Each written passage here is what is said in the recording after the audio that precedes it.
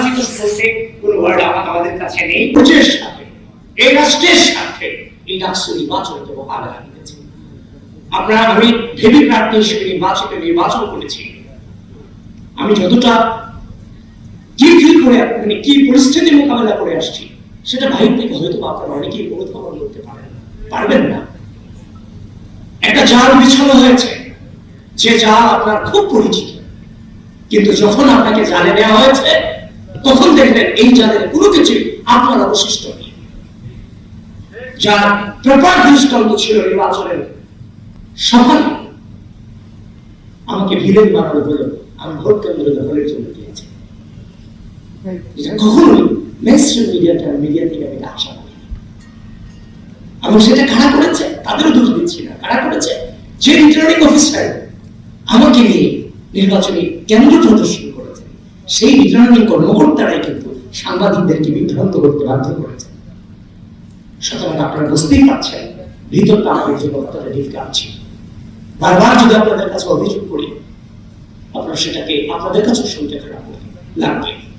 এই জন্য পরিস্থিতিটা মোকাবেলা করে এসেছি, কিন্তু নির্বাচন শেষ হয়ে গেছে তার মানে সবকিছু চুকিয়ে গেছে তা না। আমরা যে অসঙ্গতি পেয়েছি, সে অসঙ্গতি গুলো আমরা পেয়েছি, সেগুলো নিয়ে আমরা কিন্তু বাংলাদেশের যে নির্বাচনী কালচার, নেগেটিভ রেজাল্ট আশা করে বিক্ষোভ করা, অবরোধ করা, মিছিল করা। একমাত্র স্মার্ট সিটি বসুন্ধরা, আধুনিকতায় এক ধাপ এগিয়ে।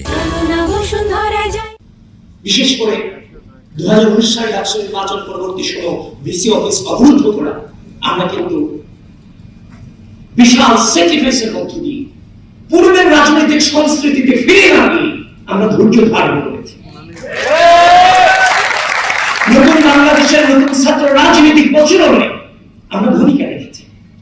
আমরা চেয়েছি প্রার্থী হিসেবে আমাদের দৃষ্টিভঙ্গিতে যে অভিযোগ, অনুযোগ এবং যে অসঙ্গতিগুলো ধরা পড়েছে, প্রার্থী হিসেবে আমার যে দায়িত্ব, ভোটার হিসেবেও তাদের দায়িত্ব আছে, তাদের চোখে নিশ্চয় সেগুলো ধরা পড়বে। আমার চোখে একদিন আগে পড়েছে, তাদের চোখে দুদিন পরে পড়বে। আমরা ধৈর্য ধারণ করেছি যে তাদের পক্ষ থেকে হয়তোবা কোশ্চেনগুলো উঠবে। ইতিমধ্যেই কোশ্চেন উঠেছে, আমরাও তাদের সাথে কণ্ঠ মেলাচ্ছি।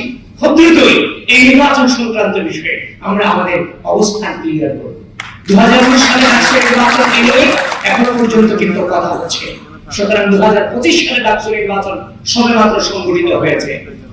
যদি কিন্তু ছাড়া সেখানে যদি কোনো প্রকারের যে অভিযোগগুলো এসেছে, সেগুলো যদি প্রকার জবাব বিশ্ববিদ্যালয় প্রশাসন এবং নির্বাচন কমিশন দিতে না পারে, তাহলে এই 2025 সালের ডাকসু নির্বাচনকে নিয়েও পুনর্বিবেচনা করার সুযোগ অবশ্যই আছে। অবশ্যই তা আমরা করছি। সুতরাং পরাজিত বলতে কোনো ওয়ার্ড আমাদের কাছে নেই, কারণ সবকিছু চুকিয়ে যায়নি, অনেক কিছুই বাকি আছে।